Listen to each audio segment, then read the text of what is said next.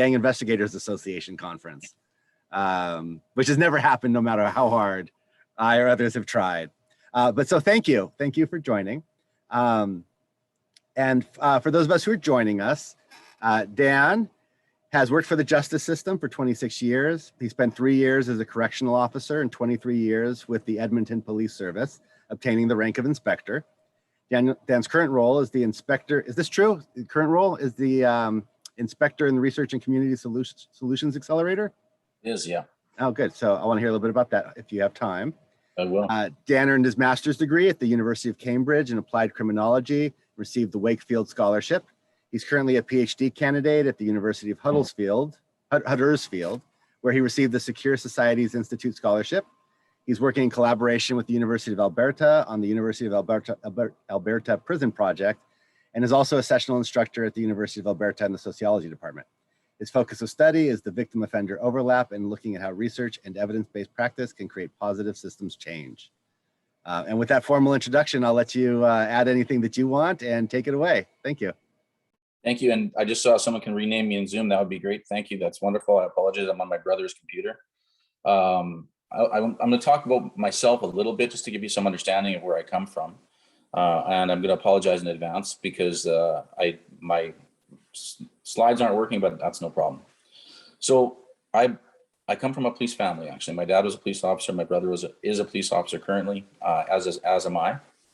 But growing up, I had friends that were not necessarily the people that my police officer father wanted me to hang out with. And actually, as a correctional officer, several of my friends were incarcerated in the institutions that I was working. And that gave me a really different view, I think, on this really strong delineation we seem to want to have in the justice system between good and bad. And sorry, something just happened there.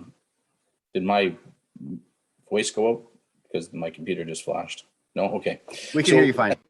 Okay, the delineation between this concept of good and bad, and I came into the justice system with this mindset that, we're dealing with people, and this conference really kind of intrigued me because we're talking about decriminalizing neighborhoods, but neighborhoods are full of people, and it's how we treat people and how our understanding of people, and I think a large miss for law enforcement over the past as many years as law enforcement's been around is a lack of understanding of who the justice client is. So my policing career, I've been in places like general patrol, foot patrol, community policing. I've been in our gang unit. I've been undercover operations, internal affairs or professional standards grants, investigating police misconduct, homicide section. So I've had a relatively diverse career in different spaces. But again, one of the things I kept seeing was the lack of understanding of who the people are that we interact with, and how we interact with them. When I think about things like zero tolerance policing and over policing of communities that over criminalize marginalized populations and often BIPOC populations, we have done a disservice. And I think May of last year and the murder of George Floyd has highlighted something that's been highlighted for years, but has given us, again, an opportunity, hopefully, to make some changes. One of those things that needs to change is the understanding that we have of the justice client. And when you look at the request for reform that we talk about right now, we also had the same request for reform. The one I remember most frequently is 1991 with Rodney King. And what's changed from 1991 to 2021? And I'm going to say not a lot and not enough. And I think that goes again back to understanding policing from a different perspective, and reimagining or evolving policing into a public health model. And in that, knowing who the justice client is. And I think words become important too. I don't like the word offender. I like the word justice client because a lot of times people, and I'll talk about this in a minute, how many people go in through both of those doors into the justice system, and how we should look at, oftentimes crime as a symptom of trauma and a symptom of other things. But I'm going to just talk about where this research comes from and how it appeared and how I became involved in it. I've been lecturing at the University of Alberta for roughly 8 years Went back to school and got my master's degree, and the motivation for the research on the victim offender overlap was a case in Canada where a individual by the name of Gordon Domney, who was a Anglican priest at a youth center, sexually assaulted at least 13 young men. After this came to light many, many years later, almost 20 years later, what happened was one of the individuals walked out of the interview with the police and went home and killed himself. And when trial came up, or pre-trial came up, 5 of them were incarcerated in the remand center, so a place where people are awaiting trial. They were incarcerated in the remand center, and in that space, victim services refused to see them because they were bad guys. And that really motivated me to try to give a better understanding of who we are dealing with as justice clients. University of Alberta Prison Project, so far we have interviewed over 800 incarcerated men and women in both federal and provincial correctional settings. And we've also interviewed over 200 correctional staff. The research is about the victim offender overlap. It's also about our fentanyl or opioid crisis. And we've done, our interviews are anywhere from 1 to 3 hours long. Just to give an understanding of the Canadian prison population, there's roughly 40,000 people incarcerated every day in this country. We have 2 systems. We have a federal system and a provincial system. The provincial system houses individuals that are 2 years less a day, and plus that remand that I spoke about. And the federal system is about 23,000 inmates, and roughly 3% of those are women. And the provincial system, about 13% are women. So, and currently in the provincial system, you have roughly 10,000 people who are sentenced and 12,000 people remanded awaiting sentence. And the interesting thing about the revolving door of remand is remand sentences, or the remand stays are between 1 and 7 days, where you take someone, you arrest them, you throw them in jail. For some reason on Saturday, they're extremely bad for society, but 7 days later, they're just fine. And in doing that, what we do is we interrupt anything that's going on in their lives. And we continuously perpetuate and this inertia of criminality and forcing people back into that world.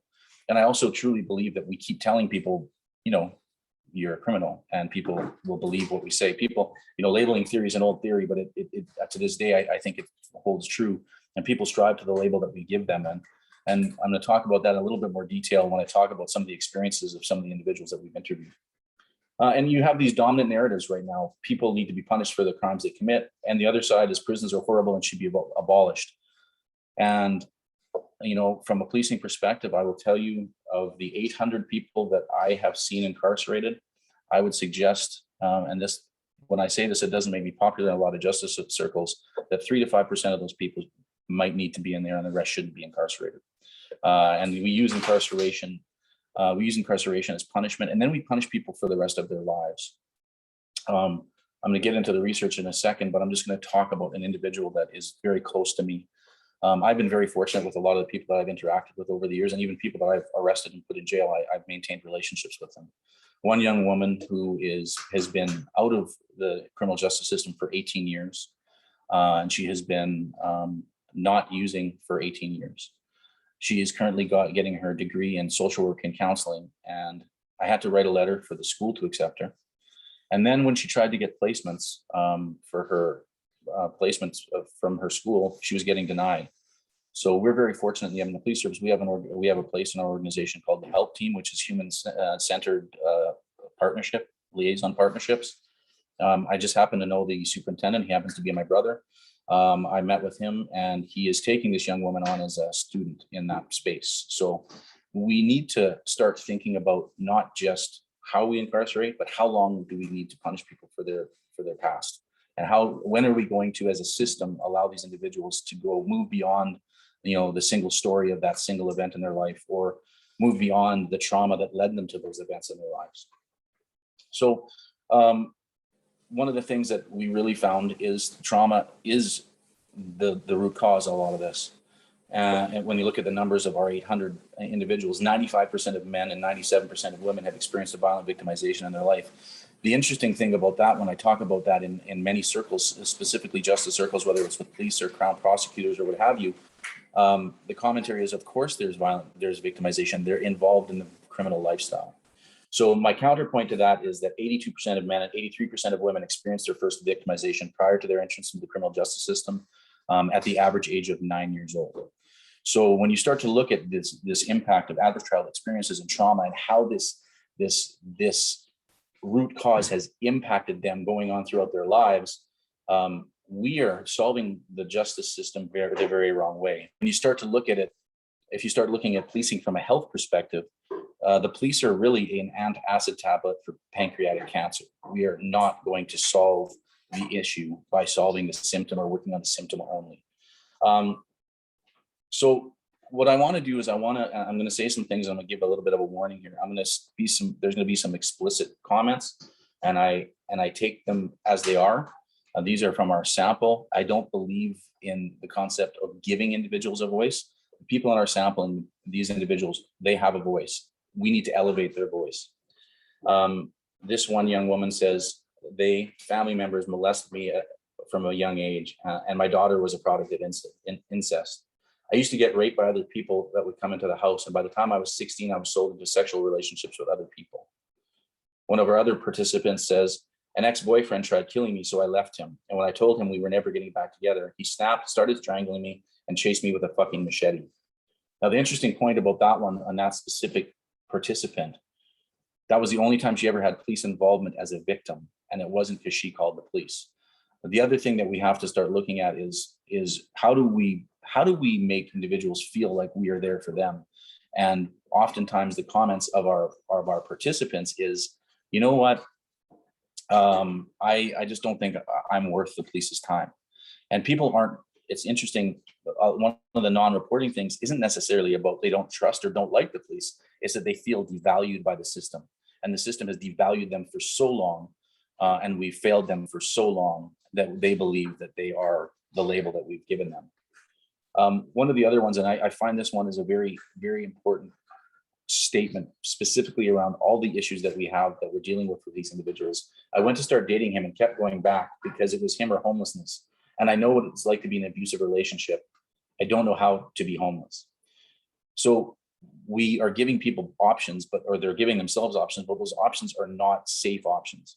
And we have, you get the things like a permanent supportive housing unit gets fought by community members because there's a lack of understanding of the impact that this has on these individuals' lives and the reduction in crime that things like permanent supportive housing bring. These individuals, I will say this, that victimization and trauma was talked about as a matter of fact portion of their lives.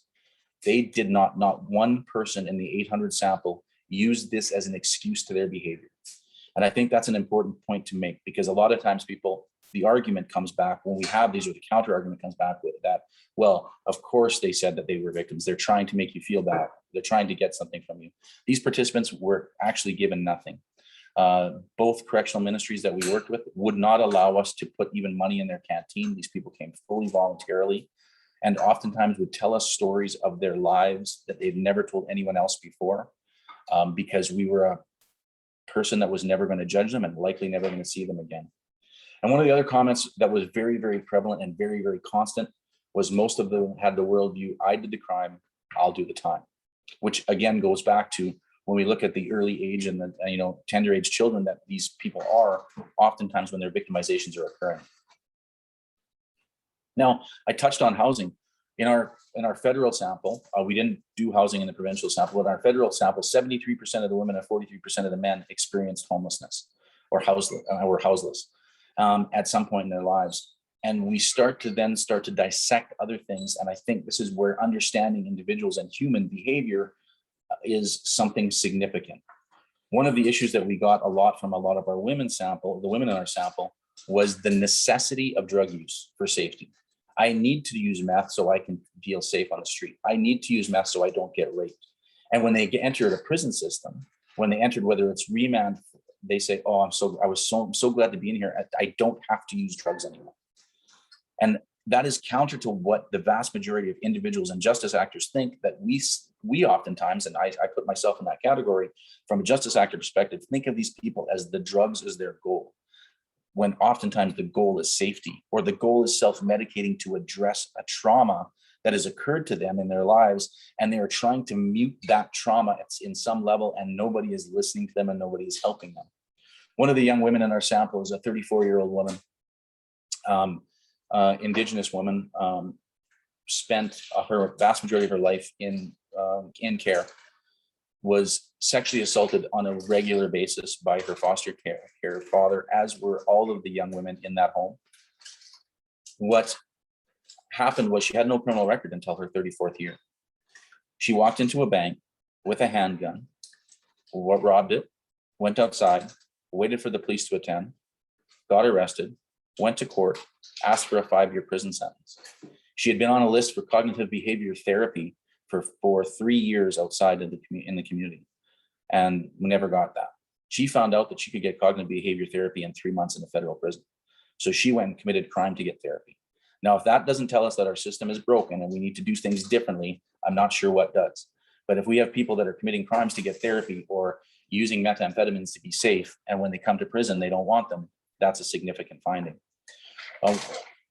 We look at drugs as an issue. 82% of all men and women in our sample use drugs, and 49% of all men and women have reported using drugs inside prison. And when I talk about drugs, I'm not talking about marijuana. Marijuana is legal in all of this country. We're talking about methamphetamines, fentanyl, opioids, heroin, cocaine. Now, we have this belief in our systems that drug use and people who use drugs are bad, and that's another thing we need to really work on. And oftentimes, why? Again, I go to why. The why is oftentimes it's a trauma response. It's how do I address the trauma that I'm experiencing? How do I address the trauma that I have? And I can't go to the doctor and tell them I'm suffering because I don't get access to those individuals. Even though we have a healthcare system in this country that is relatively free, what we don't have is free trauma services. We don't have cognitive behavior therapy that's free. We don't have free psychotherapist or psychologists. We have free medicine, and unfortunately, and this is where I'm not going to say that it's just the justice system. I'm going to say that the healthcare system needs to change too, because oftentimes in our healthcare system, the instant response from our medical doctors is medication.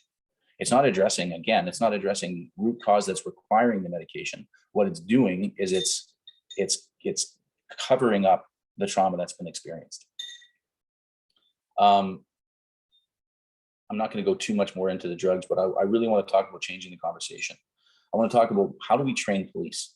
I want to talk about how do we train justice actors, lawyers, judges, correctional services workers, social workers, people in the system that work with these individuals every single day.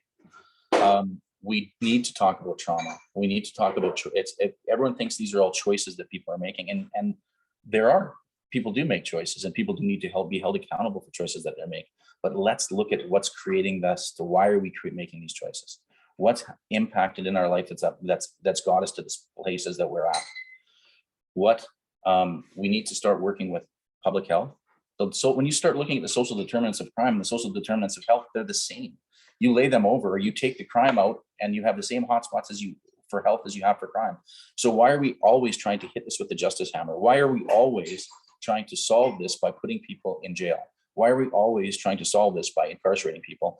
And why does it happen to be often that the police are asked to do this and solve this, when we know that the solve that we're doing isn't to solve? What we're doing is perpetuating a cycle of criminality and violence and victimization. There was an experiment done in the province of Saskatchewan where they looked at reducing incarceration rates by 11%. And when they did that, they reduced crime by, I think it was close to 20%. Don't quote that statistic because I don't have it in front of me. But when you take people out of the system and you give them opportunity, and they're not forced to go back into the system, and we're not reintegrating them every time they make a mistake, we have a way better outcome. One of the incidents that occurred in my city recently was, not recently, now it's almost 2 years ago, and this is where we have to really think about and have the police think about the actual impact of their actions. We had a young woman in Edmonton. She went She got herself into a situation that was uncomfortable. She called the police. When the police got there, she was actually leaving. The situation had resolved itself. They identified her. In identifying her, they realized that she was a parolee and she had a murder conviction from 1998. What they didn't know, and she'd been out of prison for 8 years, that she had a job and a house. But she did have a condition not to drink alcohol, and the police officer arrested her for her alcohol breach. In doing that, this young woman, 2 years later, is still incarcerated. She's lost her job, she's lost all her clothing, and she's lost her home. We ended up having a meeting with that police officer and this young woman because this really impacted her, and she wanted the police officer to see how it impacted her. And I can tell you the police officer's response was, "I never thought you'd still be in here." So what we also need to do is educate what the impact of our actions are as police officers. We need to educate people as to what possibly could come out of what you're doing. We also need to work, in my opinion, and when I look at the data that we get from our sample, is we need to really bring that public health piece in. Like I said earlier, the social determinants of health and crime are almost identical, and they fit in the same spots, and they create the same hot spots.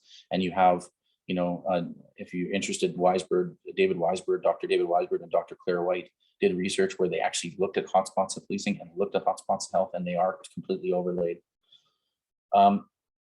So what do we start looking at? So what do we start thinking? So, and I can guarantee you in Canada, and I'm assuming in the States, that every single police officer has to take first aid training, probably every 2 years. And there's a thing called universal precautions for first aid. And in that, we teach people that they need to wear protective equipment, gloves, shields for their face to protect themselves from things like HIV and hepatitis C. And currently we're all in many places we've been wearing masks to protect ourselves from COVID-19. And don't get me wrong, I agree with that. But when you start looking at the numbers, 0.6% of the population in Canada has hepatitis C. 0.006% of the population has HIV. And at the time I wrote these slides, 2.17% of the population in Canada tested positive for COVID-19. But we teach universal precautions to make sure that we are safe and the individuals we're interacting with are safe because of potential contamination. If, like I said earlier, 96% of men and 97% of women experience violent victimization who are incarcerated right now, why are we not teaching that compassion is a universal precaution? And when we start thinking about compassion and the concept of procedural justice, and it's not what the police do, but how they do it, that become the impactful change. There's a huge difference between asking someone how their night is and saying, "Give me your ID." And there's different ways that the police can engage in conversations with community members. And there's different ways that the police can engage in conversations with neighborhoods. And it's not about criminalizing people. It's about being part of the fabric of those neighborhoods, engaging in a way that people feel safe. In Canada, we have a missing and murdered Indigenous women's inquiry, where we have a massive overrepresentation of Indigenous women who are murdered and missing in our country. And if you look at the statistics on that, it's increasing. So I believe it was from 1980 to 2016, they did the research, it might've been to 2017. And in that, if you looked at it, it would show that 16% of murdered or missing women in Canada were Indigenous. Well, they make up 4% of the Canadian population. But if you cut 1980 to 1990 off and just went 1990 to 2016, 23% of our missing and murdered women are Indigenous, because the murder of Indigenous women is going up and it's on the rise. And we, and in some previous conversations that at this conference, the concept of colonization comes up, and the concept of how we treat our Indigenous populations comes up. And that is something that we have to really, really start to embrace, and we have to reconcile from a law enforcement criminal justice perspective. Now, in the missing and murdered Indigenous women's inquiry, recommendation 9.2 states, undertake training and education of all staff and officers so that they understand and implement culturally appropriate and trauma-informed practices, especially when dealing with the families of missing and murdered Indigenous women and girls and 2S LGBTQIA people. And I think we really need to start to implement these things. We can't change policing if policing is unwilling to change. And we can't change how we do these things if we don't start to train properly and give that understanding of who the justice client is. Now, again, I also believe that this has to happen in healthcare. Recently in Canada, we had a young Indigenous woman who was having a medical episode in a hospital in Quebec. In that, and at that time, she had Facebook Live open, and the nurses were caught making fun of her and calling her basically names and saying that she was nothing but trash. And it was a lot more vile than that. I'm not going to repeat it. And that woman died during that interaction. We need to start to see people for who they are. We need to start to understand the intersectionalities that happen with women and race and Black, Indigenous people of color. And we need to understand, how do we educate and inform our justice system and all of our systems to this topic? The other place is education. So in Edmonton, we have had the pleasure of research done by an individual by the name of Sarah Thompson from Ryerson University, as well as Sandra Basarius from the University of Alberta, where the two of them researched the Somali diaspora in Edmonton and the experience that Somali community had. They interviewed just over 300 Somali youth between the ages of 16 to 24, and they looked at their experiences with systems. 23% of the youth that they interviewed said that they experienced bias or racism from the justice system and police. 85% said they experienced bias and racism from teachers and other school staff. So if our safe spaces aren't safe, and then people are expected to be healthy, why are we not educating everybody that works with individuals on the experiences that these individuals have? And the concept of compassion has to be going around and around and around, and we really need to start to focus on that. So some of the massive failures that we're seeing, and we're seeing from our data, and I'm seeing from spending my time in the justice system, is lack of stable housing. Now, the concept of housing first is an interesting concept, but it doesn't work for everybody. If you have comorbid mental health issues and you have substance use issues, giving a person a house isn't going to solve it. In fact, what you're actually doing oftentimes with that is you're actually putting a person at high risk, because one of our highest risk individuals for overdose, specifically around opioids, are recently housed individuals who still have opioid use disorder, and it's unchecked. So we need support. We need supportive housing. We need places that individuals can go to be safe. We need to have housing that is stepped and changes and transitional, and housing that can happen quickly. We have individuals that are on the street for periods of time, and then we house them, and then they lose their housing, and potentially they go to the bottom of the list, right? And it becomes this churn and this churn. The other issue we have when people get housed is we don't have enough support for them to work with them in relation to how many people do you have over, what do you I was literally on the phone just before this call with a young woman who I've been working with for years, and I've known her for years, and she made, in her own words, the mistake of having some people over and then she slipped and started to use. And this goes to another point that I need to make when it comes to how do we address people who use drugs, is why do our systems often make them feel so much shame because they relapsed? Why do our systems make them feel like she feels, I literally talking to her, she is devastated in herself, and she feels like she's not worth the help again. And for whatever reason, a lot of our treatment programs for substance use disorder, and it's their shame-based treatment. And again, they're not treating the root causes.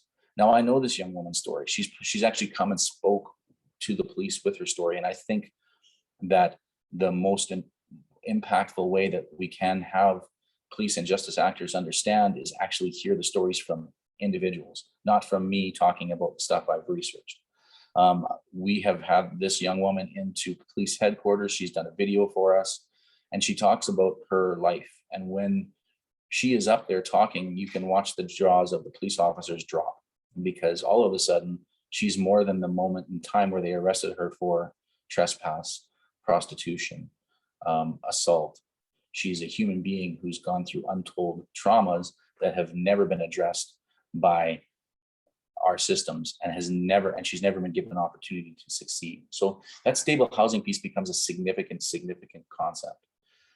Lack of personal security. We have in our city, the city of Edmonton, I'm sure most of you may not know it. It's the farthest north major city in the world. It's a population of just over 1 million people. We have roughly 2,000 people that are homeless or unhoused. And in that, we also have weather systems that recently, and I'm not sure what this is in Fahrenheit, but it was recently we had a week where we had temperatures either nearing or over 40 degrees Celsius. And there will be weeks in the winter where we have temperatures nearing and under 30 degrees Celsius. So we have this extreme spectrum of weather, and individuals are expected to be, how are you expected to be safe even from the elements in those circumstances? How are you expected to be safe when it's 41 degrees above and it's 35 degrees below? So that personal security from the elements is one thing. Personal security from the predation that occurs, and one of the other things is we have this, this concept, and people in the community have a concept that people that are homeless are violent, or people that are homeless are dangerous, and that's not true. The vast majority of individuals who experience homelessness or precariously housed aren't dangerous.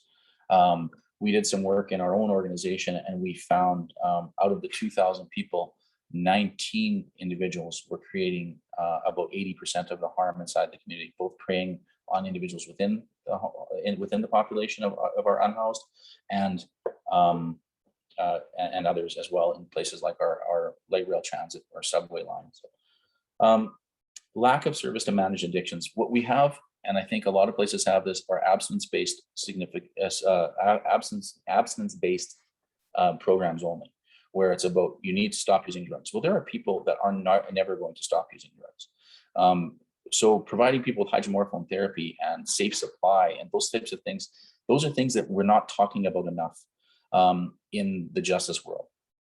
I know in Massachusetts, they started the PARI, which is the Police Addictions Recovery Initiative, where the police are getting taught about harm reduction, and the police are getting taught more about how to interact with individuals who are actively in addiction or substance use disorder, and how that this can, how to interact and not charge people. Because what we have done for years and years, and the US, I hate to blame the war on drugs, but the war on drugs is really a war on people who have suffered untold trauma, and the police were the hand of that.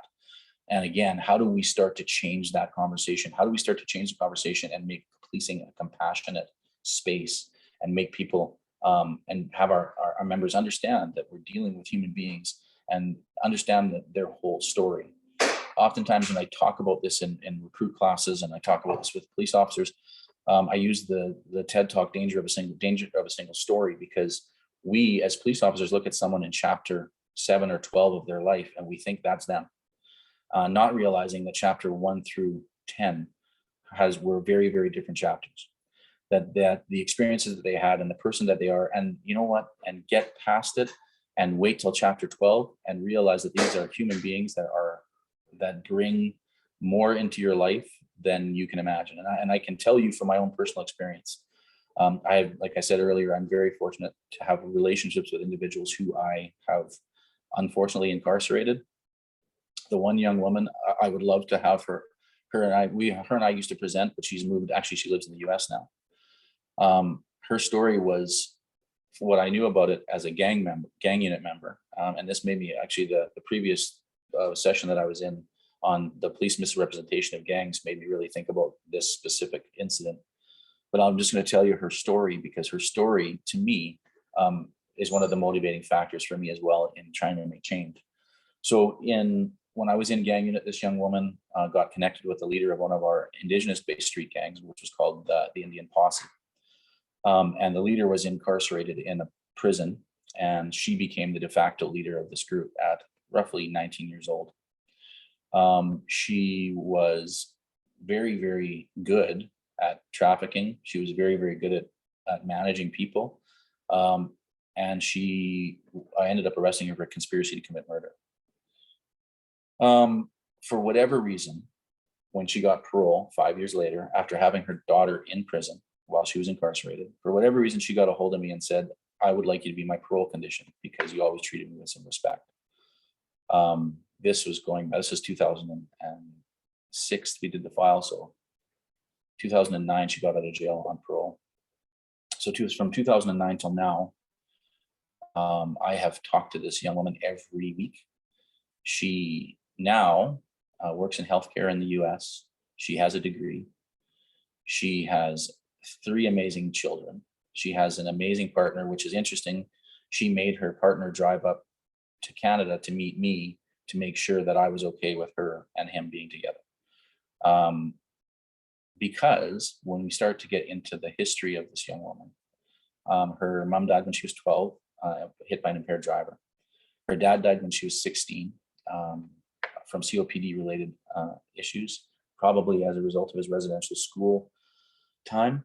And she became the de facto parent to 5 young boys. Now, I'm not making excuses for her involvement in the gang life at all.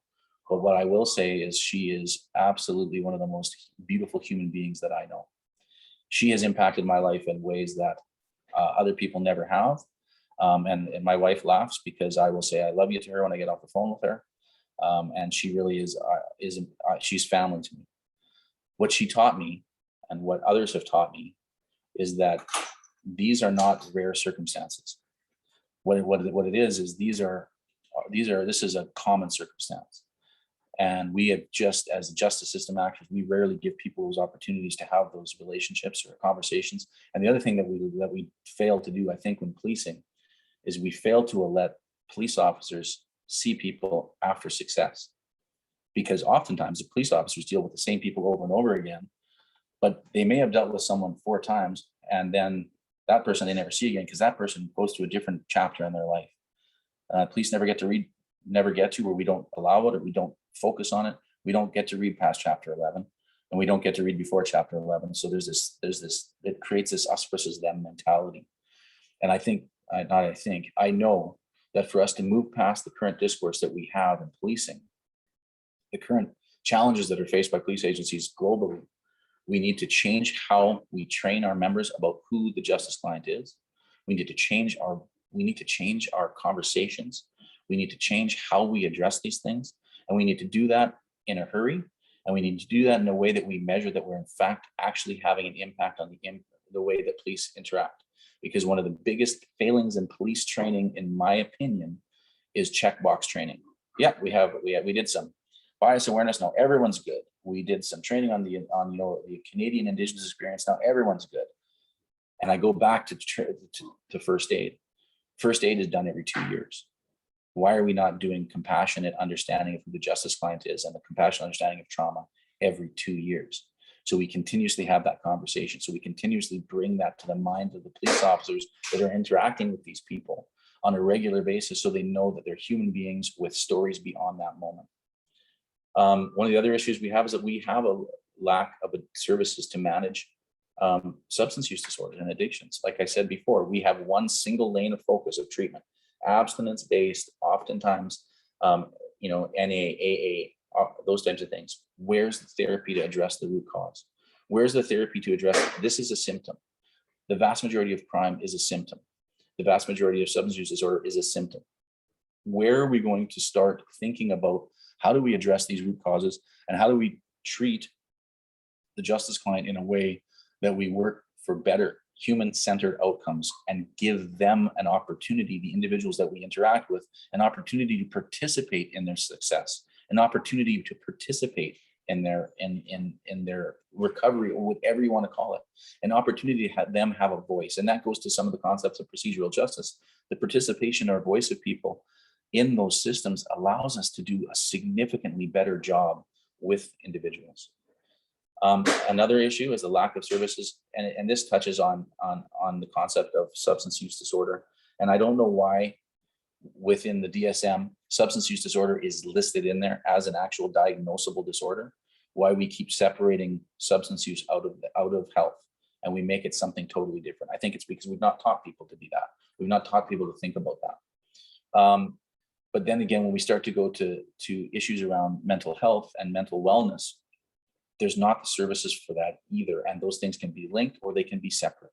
And one of the things that you're seeing, and there's research that shows this, that the police systems currently you're seeing a reduction of stigma when police officers identify with having post-traumatic stress injury, but you're not seeing that go out to the community.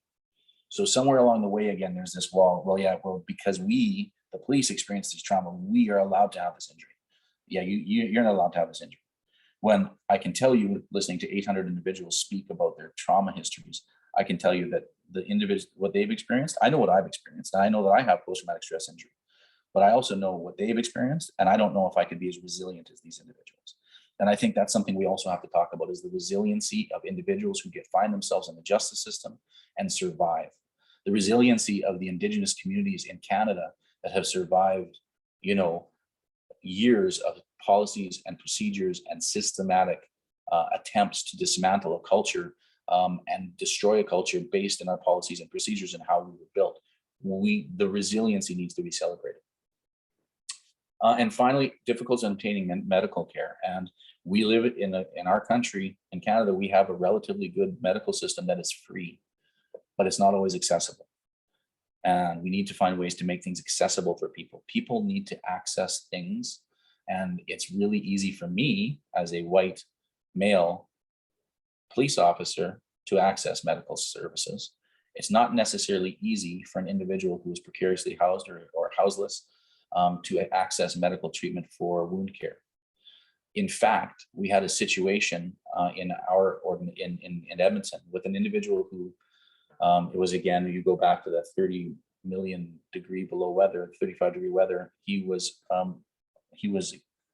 experiencing homelessness for a long time, but his toes got frostbitten this year.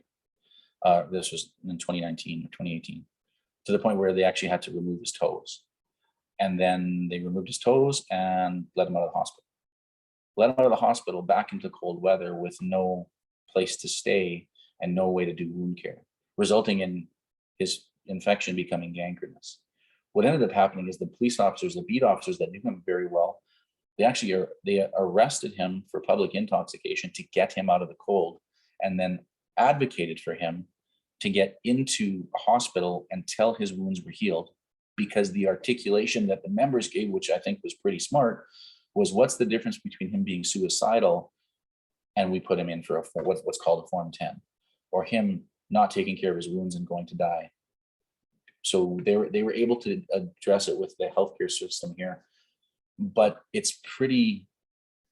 Should the police be advocating on behalf of this individual for healthcare and his life, or should healthcare not release somebody into that situation when you know that wound care isn't going to be taken and isn't going to be there? And when you look at all of these things, and you look at all of the stuff that we've talked about, again, I'll hit this nail every time I can. Woven through this is trauma. Woven through this is experiences that people have had that have led them down paths, that have put them in circumstances, and as the systems go, we have failed to address the root cause. We utilize a justice system and incarceration as a method of making people, I almost suggest making people pay for what they've done. We talk about rehabilitation. I can tell you in our research, the access to programming is not even close to where it should be. And I will tell you, there's just a shout out to an organization that we work with, Native Counseling Services of Alberta, is a community organization that actually runs 2 federal prisons, but they're run by a community organization. So it's not for profit. This is a nonprofit organization that runs 2 federal prisons. And one is called Stan Daniels Healing Center. The other one is called Buffalo Sage Wellness Center. Buffalo Sage Wellness Center has female individuals incarcerated there. Stan Daniels has men. And I'll tell you this, I go there a lot, and I actually participate in programs. They have a program called In Search of Your Warrior, which is an 8-week intensive program to understand your own traumas and to go through things. And at the end of that 8-week program, there's graduation, and I've been very fortunate and honored to participate in that graduation. And I sat with the men one day and I talked about a situation of mine. And as a young person, I was 18. I got into a bar fight and I punched somebody and originally got arrested for assault causing bodily harm. I was let go. I often say for two reasons. My dad was a police officer and I'm white. And in sharing that with these individuals in that room, the one individual said to me, "I'm in here for what you got away with." And I think having those conversations and being in that space, and that program is very much about understanding people's histories and moving through in a culturally appropriate way. And the individuals that are the justice clients that are housed there are the experiences that they've given me and the benefit and the honor that I've had spending time with them just continuously drives my desire to try to change how we in the justice system see justice clients and how we need to interact with people and how we need to check our biases, learn about bias, and learn about the human-centered design to make things better for everyone. And with that, I will stop talking and ask and see if there's any questions. So I would like to go first with questions, and then maybe also we could hear from Nora, since she's been kind enough to be sharing her thoughts already in the chat. So one of the hats I wear is I'm a commissioner on the Probation Oversight Commission here in Los Angeles. And one of the things we're working on is trainings. Because I'm kind of in the department, kind of out of the department, I'm lucky enough to have some pretty candid conversations, especially with our juvenile detention officers. And what I find is there's a significant number of them who have really hostile reactions to the idea of understanding their clients. And I've seen it in outside of probation too. I mean, it's something I've seen in law enforcement in general, that there is, they want to think that there are people who are monsters.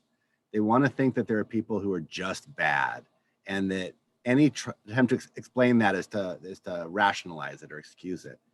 And it's such obviously dehumanizing behavior. I mean, the word monster, right? That it doesn't hold up to any sort of objective scrutiny. And what I have found in my life and working with people is when you find somebody who will tenaciously hold on to an irrational idea, it is their own trauma response. Or it is their own response, if not to a traumatic experience, to ongoing stress or some other mental health, what could be diagnosed or pathologized as a mental health issue. So in your experience, why do you think so many people have such a hostile reaction to, because I'm sure you've experienced this, to humanizing the justice client? And can you share some ideas about what is maybe a culturally relevant curriculum for police officers, for the culture of police officers around these issues? Or maybe you just showed us an example of that. But I'd like to know your thoughts on all those issues, however they come out. Yeah, for you. That, it's a little bit of both. And there was actually one thing that we did about 2 years ago, we started it. And we did a thing called the Compassion Series. And it was a group of individuals with lived experience. And we put it out to what's called the EPSnet, or the Edmonton Police Service Net, the internal thing. And it was videos of 3 individuals that told their stories of their life and their negative impact with police. Some had positive interactions at times, but it was mostly negative, their trauma. And I was really expecting what you just said to happen, was a negative impact, negative reaction on that. We got an overwhelmingly positive response on that. We actually had a bunch of police officers, and even some, and I'll use the word crusty, some of our crustier members that are oftentimes on EPSnet with comments that are not appropriate, saying, why haven't we had this before? And how come we haven't got to see this before? And then we need more of this, which I thought was interesting. There also is the reverse of, you're making excuses for people. The individuals need to be held accountable. They need to be punished for their behavior.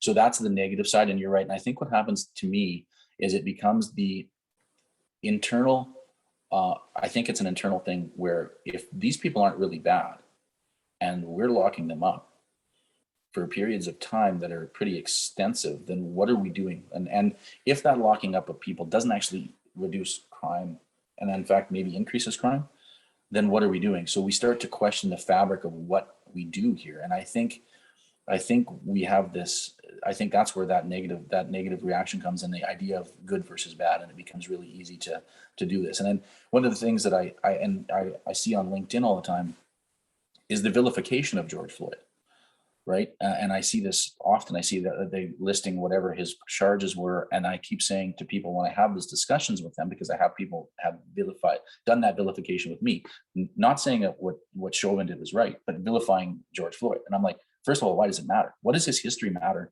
in that moment? He was murdered. It doesn't matter what he did. He's a human being who has a child. And that's where we want to focus our single linear thoughts on these individuals so that we don't feel bad about the system that we're working in.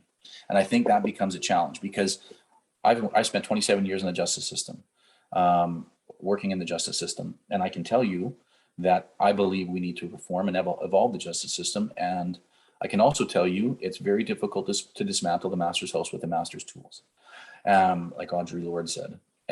But that being said, I will keep trying my entire life, and I will try to keep winning people over. And oftentimes what I've found is I go, let me show you a picture, and I'll take a picture of the young woman I told you that now lives in the US. And I have pictures of her and her family and her kids. I'm like, tell me, do you see a gang member in that picture? Because what I see is a beautiful family. So get beyond what you're thinking, and hopefully we can move the needle, and we can, and I believe in the rule of thirds. A third of people are going to get it already. A third of people are on the fence, and a third of people are never going to get it. But if we get that third of people that are on the fence, and we have 2/3 of people in the justice system believing in human-centered design and compassion, I think then we start to win.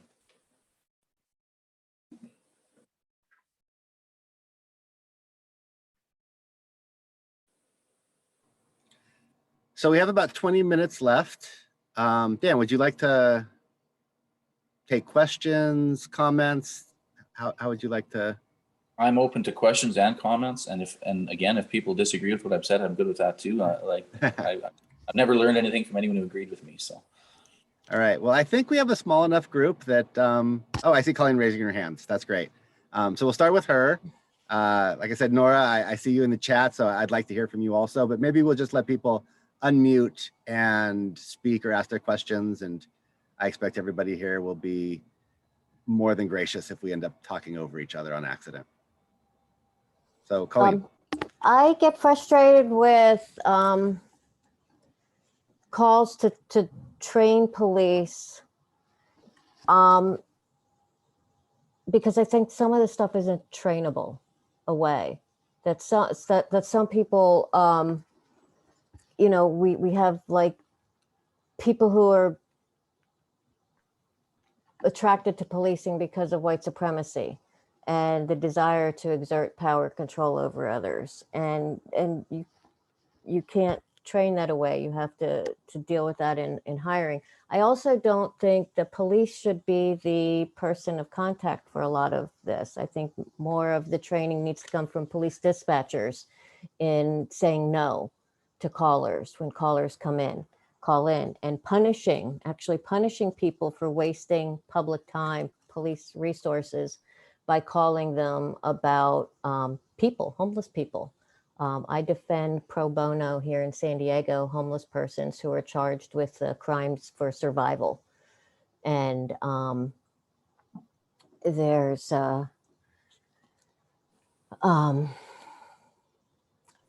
just a lot of, I'm working against a lot of systems in place in which politicians and others cement ideas in people that homeless people are, that this is a choice that they've made, that they don't want to be in a home, that they've made bad life decisions and they now must pay for those life decisions.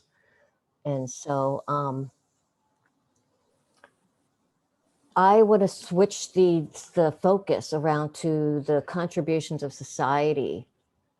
And the role that society plays. Yes, the individual has been held accountable, but what about society, holding society accountable for putting the individual in that role? What does that say as a society, that we're okay with in Edmonton, 2,000 people living in the street. In San Diego, 8,000 people. I think that reflects poorly on our leaders that they can't put these people in housing. And so I think we need to focus the direction away from the individual and onto the society for societal accountability for their choices that they've made. We just got revealed in San Diego, we overspent 1.18 million in providing showers to homeless during the COVID. And so where are the stewards of our money that are making sure that the money's going in effective ways and not down the drain, and stuff. So you brought up the point, Mr. Jones, about housing first not maybe being the right approach, and maybe we just have different understandings of housing first. I see housing first as not separate and apart from permanent supportive housing, that we place them in housing first instead of services first, that we don't require they jump through all these hoops to prove that they're worthy of that housing. But everybody is worthy of housing. The housing should be judgment free. I agree. You're a person and you get housing, and then you need other supports around you to keep you in that housing. We layer those on after. So that's my view of housing first, and criminalization is directly counter to that. Criminalization is, we're going to punish you for not having the housing we haven't given you. No, I agree with you on that, as long as there's support. My issue with housing first is when it's just housing, and I take you from this and put you in a house and I give you no other support. Right. I'm 100% with you. I actually have gone with our city and spoken to different communities about supportive housing. And I agree that you're right. You shouldn't have to jump through it. Housing should be given to you quickly. But my concern often is, and like we have had overdose deaths often, when we just take someone, put them there without any support. So we're on the same page. I probably just wasn't clear in what I said. And there's definitional problems in different places, but it's just so frustrating. I'm looking through my notes here. So Adam Smith talks about how you motivate people to the invisible hand stuff, and that's money, recognition, and shame. I've used that myself to try to shame government leaders for not doing enough in this regard. But the same applies to people and how we try to motivate them through money, recognition, and shame. And you said you become the label that we've given you. So I think we really need to look as a society at how we're labeling people, and how, when those labels become self-fulfilling, the role that we've played in getting them to that point. So instead of shame, there's money and recognition. We could give more recognition to people for the achievements that they've made, based on their life trajectory, not on a normalized life trajectory. And we could give money for people, money incentives for them to go up, that are clear. Get to this level, get $1,000 kind of thing, like in your pocket, in order to get them into the more social bonds. I've done a lot of thinking about this. There's a Fable of the Bees poem that came out in the late 1700s, that the whole premise of this poem was that there's a lot of industry that gets promoted from around thievery and bad actors, and that helps everybody in society. And so it's okay that there's all these bad bees out there that are doing evil in the world. And it gave a justification for being evil because of that. I think a lot of people find a lot of rationalizations for just not being nice people, and they could do the right thing, but they have this black robe on, or they have this uniform on, and that gives them license to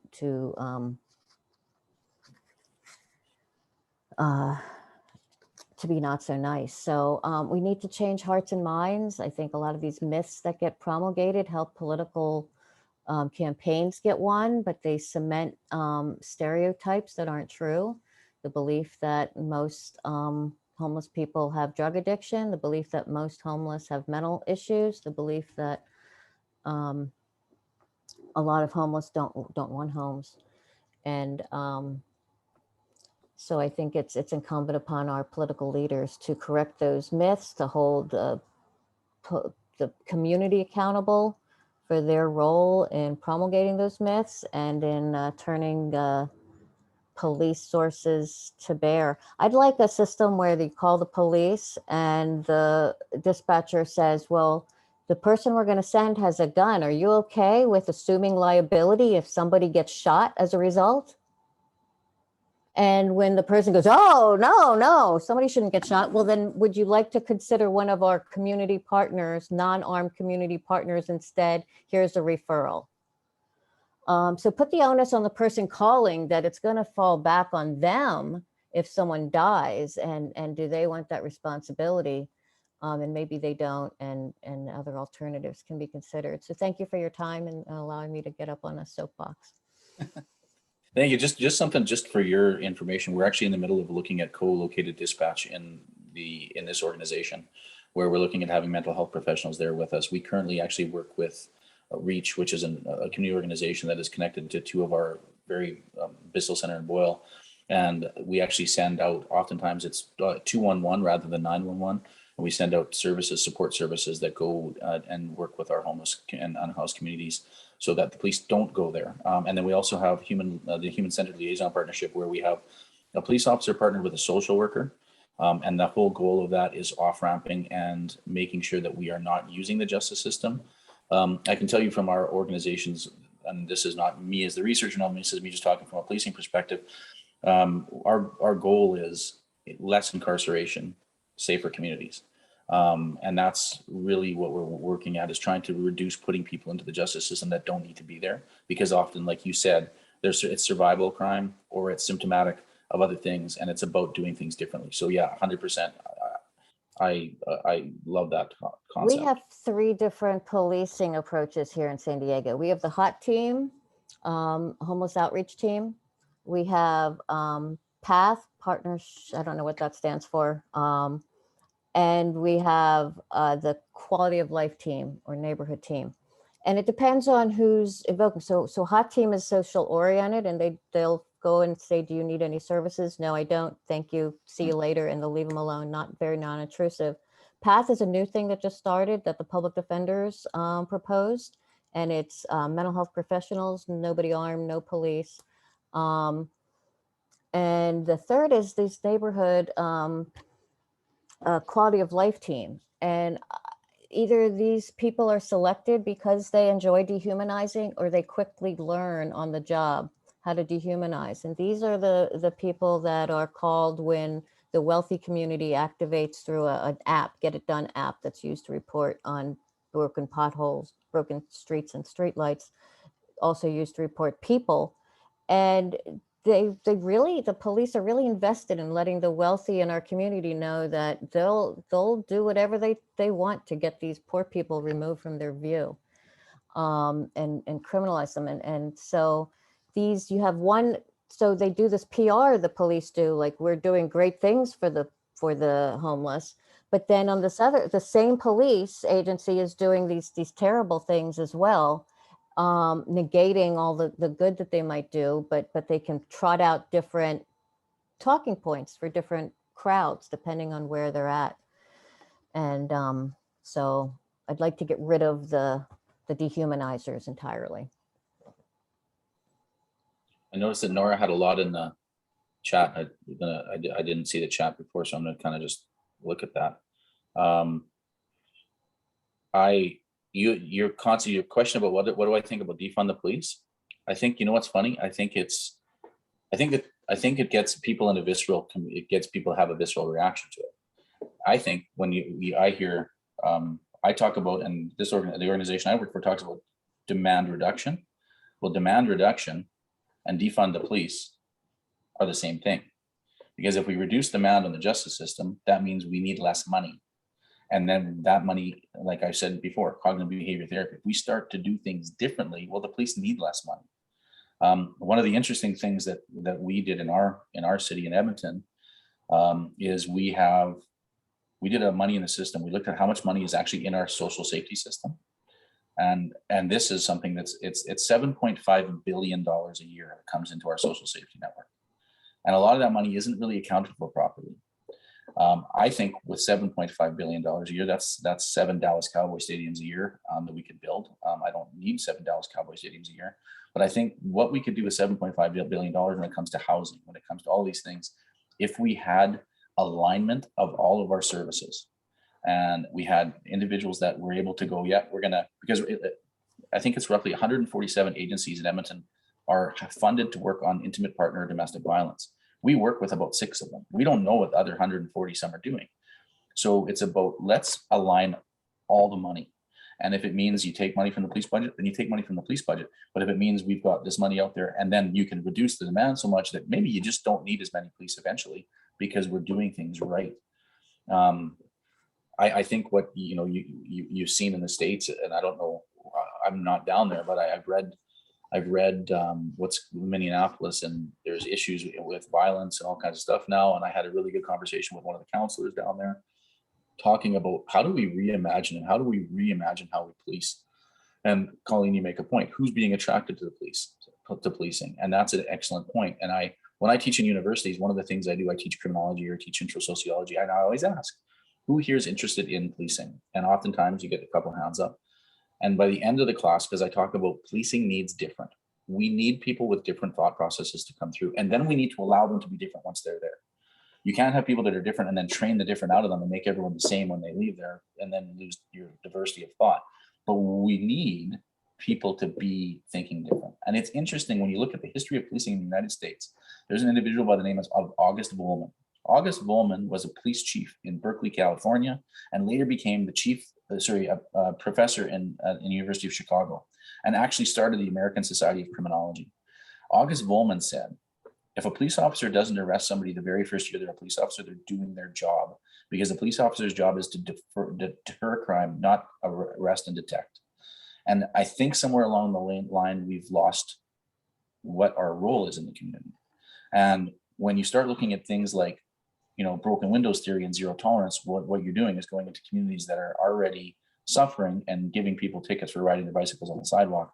When you go to, you know, a higher income community and people are riding on the sidewalk and no one gets a ticket, well, that's disproportionate policing. But then if you look at things like actually hotspot policing that is done, Christopher Coper from George Mason University, where you go into these spaces and you don't have action imperative. You actually don't try to find people with drugs. You don't actually search their pockets. You don't stop and frisk. You just go there and you're there for 10 to 16 minutes in places that have high crime issues. And you're there saying hello to people and then you leave. Research shows that doing nothing, the police just being present and in that presence as being procedurally just and will reduce crime by 30 to 80% in those places. But for some reason, we have taught the police that they need to do something. You need to go to that space. You need to write them tickets. You need to get some street checks. You need to check people's pockets. And then we'll celebrate the fact that you got 3 grams of meth off somebody. No. And Nora, you make a comment about quotas, and I always hear, well, police, I've heard this no, we don't have quotas, but we report on it, right? We report our outputs, not our outcomes. We need to start measuring outcomes of success. And really the truest outcome of success for any city that is policed is a reduction in crime severity, at the same time, a reduction of people going to jail. If you reduce the incarceration and you reduce the crime severity, you're successful. That is the only 2 measures that really, really matter. When we talk about we've arrested this many people, we've seized this many guns, those are outputs. They're not outcomes. And that's where, and even I remember going through the promotion process when I became a detective. My question was, well, how many search warrants have you written? And I'm like, well, I've written probably 100 search warrants and 12 wiretaps. Well, it doesn't mean no one knows if they were good. Like, no one asked me if they held up in court, or nobody asked me I could be a terrible search warrant writer, but I had a number, right? And we used to have, they say no quotas, and they'd ask you, well, how many street checks did you write to get into beats? Like it's about how do we change what we're trying to do? And really, when you think about it, we've seen increases in crime in the vast majority of major cities in North America over the past 10 years, and we keep doing the same thing. That's kind of like the definition of insanity, right? Doing the same thing, expecting a different result. And we need to really, and that's why I often say policing doesn't need to be reformed. Policing needs to evolve. And it needs to evolve into a way that is human-centered, compassionate, and health-based. Because when the social determinants of health and the social determinants of crime are almost identical, like I said earlier, why are we policing those communities and those neighborhoods with the hammer of justice rather than with a care and compassionate health lens?